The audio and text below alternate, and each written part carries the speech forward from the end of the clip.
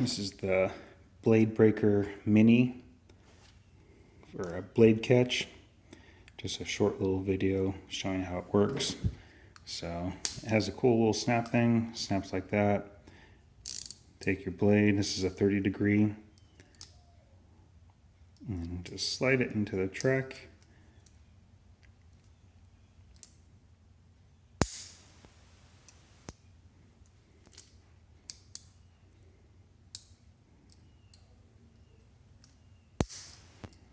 Like so.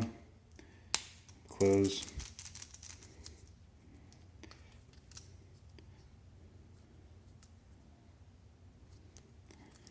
And pop it out, and you can just dump into a container or whatnot.